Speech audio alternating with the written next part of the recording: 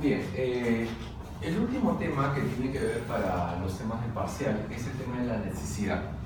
La necesidad es digamos, es un coeficiente que mide la sensibilidad de la demanda ante cambios en el precio. Ustedes saben que la demanda depende de varios factores, ¿no? Depende del precio del bien, de los gustos, las preferencias, la cantidad de compradores, depende de la publicidad, del ingreso de los consumidores y del precio de los bienes relacionados y el precio de los bienes futuros esperados. Son varios determinantes, pero acá solamente nos vamos a referir a un solo determinante, que es el precio. O sea, cómo impacta el precio a la cantidad comprada. Entonces, la demanda, ¿no?, va a generarse un cambio toda vez que si se produce una variación en el precio, esto va a generar un impacto en la cantidad demandada o cantidad comprada. Ahora, no siempre ese impacto, digamos, es proporcional. O sea, puede suceder que los precios se dupliquen, pero no necesariamente la cantidad se va a duplicar. Puede cambiar en una menor proporción respecto al precio, o puede crecer mucho la cantidad comprada, ¿no? Entonces, o puede caer mucho, digo, la cantidad comprada. Entonces, todo depende de la sensibilidad de la demanda ante cambios en el precio. Nosotros sabemos, por ejemplo, que todos consumimos, por ejemplo, alimentos. De hecho, que si por ejemplo, un alimento como el azúcar o como la leche. Si la leche sube el precio, se duplica o se triplica, definitivamente eso nos va a afectar como consumidores. Pero nuestro consumo no se va a reducir tanto porque necesitamos de ese tipo de alimentos para poder vivir, ¿no? Lo mismo pasa con el agua, ¿no? Definitivamente si el agua sube demasiado su precio, nadie va a dejar de consumir agua, pues, ¿no? Entonces, nosotros somos insensibles al precio. Pero ¿qué pasa con aquellos productos que tienen muchos sustitutos? Como en el caso, por ejemplo, de los licores, digamos, estamos hablando de los detergentes, o sea, de los perfumes, ¿no? Productos que tienen muchos sustitutos. Si sube el precio, definitivamente vamos a buscar sustitutos. Entonces somos menos sensibles a esos productos. Entonces, en algunos casos somos más sensibles y en otros casos somos menos sensibles. Y eso es lo que ve la elasticidad. Cuando un producto es más elástico, quiere decir que hay una menor sensibilidad. Pero si es más inelástico, hay una, digamos, mayor sensibilidad. Entonces, primero veamos, antes de ver esa parte, bien, la forma como se calcula el llamado coeficiente de elasticidad. El coeficiente de elasticidad E se puede calcular de dos maneras, por el método punto o por el método arco. En el método punto, a ustedes le van a dar los valores porcentuales, ¿no? Por ejemplo, ¿no?, se me ocurre que les puedan decir, ¿no?, dado una demanda de un producto, ¿no?, este producto, digamos, experimenta un incremento en el 20% en su precio, lo cual va a generar una contracción del 50% en su cantidad comprada. Es decir, de hecho que va a haber un cambio de punto a punto, ¿no?, de acá a acá. Entonces, nos preguntan, a ver, a partir, digamos, a partir de la elasticidad del precio de la demanda, hallar el coeficiente.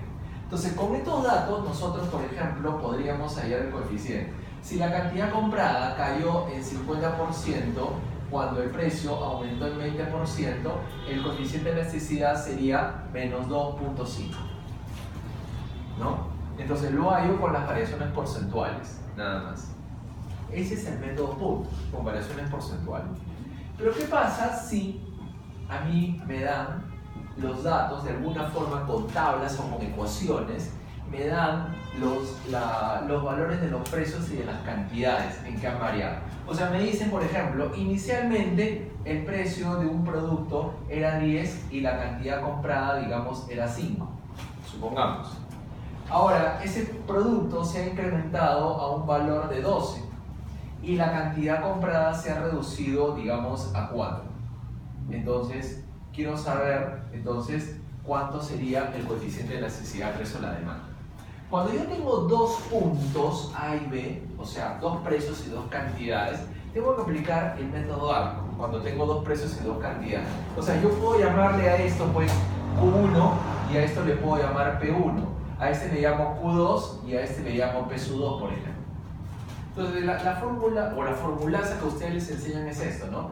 Q2 menos Q1 sobre Q1 más Q2 entre 2 ¿no? Igual, P2 menos P1 sobre la suma de P1 más P2 entre 2. Entonces yo le voy a enseñar una forma más práctica, más simplificada de hacerlo. Este 2 y este 2 se puede simplificar, ¿está bien?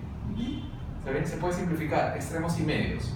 Exacto. Ahora, arriba, ¿qué cosa es? Diferencia de cantidades. Entonces, la diferencia de cantidades es delta de Q, ¿cierto? Diferencia, eso significa el triangulito. La suma de las cantidades es sigma de Q, suma de cantidades. Abajo, diferencia de P, y abajo, sumatoria de P. Hago extremos y medio y lo ordeno y tengo esta forma. Entonces, a mí me parece que para ustedes es más fácil recordar esto que recordar esto, ¿no? Pero sale igual, va a salir igual. Entonces, tú ahí, mira, tú puedes hallar el coeficiente de elasticidad, ¿no? Diferencia de Q, ¿cuánto es? ¿Cuánto es la diferencia? Es 1. Sí, exacto. Diferencia de precio, ¿cuánto es? 2. Por suma de precio, ¿cuánto es? 22. Suma de cantidades, ¿cuánto es? Es 9. Esto 1, esto es 11, quedaría 11 novenos. O sea, sale 1 punto algo. Ese es el coeficiente de elasticidad. De hecho que te va a salir, ojo, le va a salir siempre el coeficiente, le sale negativo. El negativo sale por la ley de la demanda, porque cuando sube el precio baja la cantidad demandada, por eso siempre sale el coeficiente negativo. El siguiente paso consiste en interpretar el coeficiente de elasticidad de la demanda, interpretarlo, es decir qué tipo de demanda tiene. Para poder interpretar el coeficiente tenemos que utilizar el valor absoluto, es decir, el valor del coeficiente sin el signo. Entonces, los 5 valores posibles que te pueden dar es 0, un valor menor a 1, 1, mayor a 1 e infinito. Esos son los 5 posibles valores. Entonces, en el primer caso, cuando sale 0, se dice que la demanda es perfectamente inelástica. Perfectamente inelástica. Cuando es menor a 1, se dice que es relativamente inelástica. Cuando es 1, es unitaria. Cuando es mayor a 1, es relativamente elástica. Y cuando es infinito, es perfectamente elástica. ¿Está bien? Son 5 tipos de elasticidad. Ahora, claro, todos los que están acá, también se le conoce aquí, o sea, salvo la elasticidad unitaria, que todas las demandas que están entre 0 y 1 siempre implica una demanda, se le dice así, demanda inelástica. Estos son las demandas inelásticas. Y acá, esta es la demanda elástica. Cuando está entre 1 e infinito. Demanda elástica. O sea, cuando hago esa operación, me sale más de 1, demanda elástica. Así es. Si me sale menos de 1, inelástica. Inelástica. Y si te sale 1, es unitario. Así es. Entonces, mucho ojo. Hay una relación, para acabar con esto, entre digamos, la elasticidad y el ingreso total y el gasto total. Entonces, cuando, por ejemplo, cuando el coeficiente de elasticidad es mayor a 1, decimos entonces que la demanda es elástica. Cuando la demanda es elástica, ¿ya?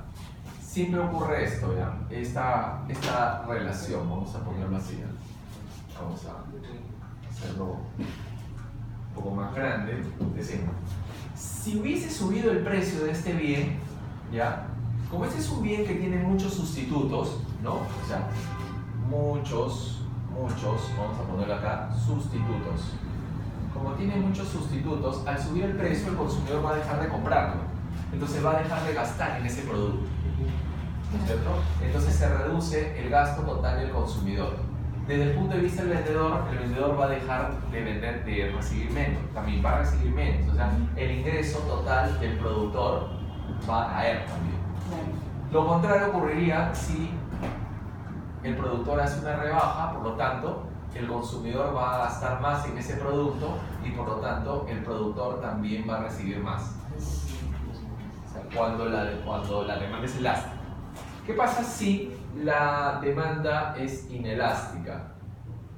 Una demanda inelástica ocurre en aquellos productos que habíamos dicho que son muy importantes y que tienen pocos sustitutos.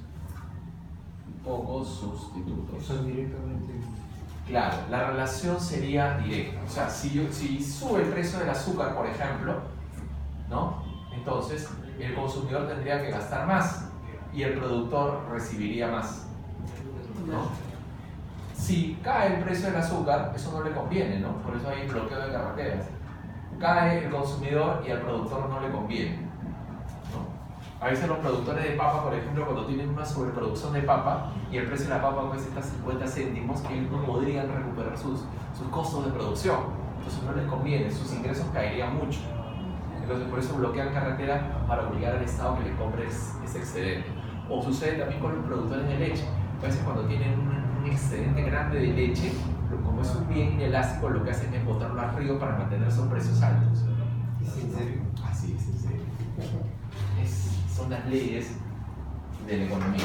¿Y qué pasaría si el coeficiente de necesidad es 1 y la demanda es unitaria? Este es un caso teórico. Entonces, cuando sube el precio o cuando baja el precio, el gasto total del consumidor y el ingreso total del productor no cambia. Se mantiene ahí. ¿Está bien? Copienlo bien.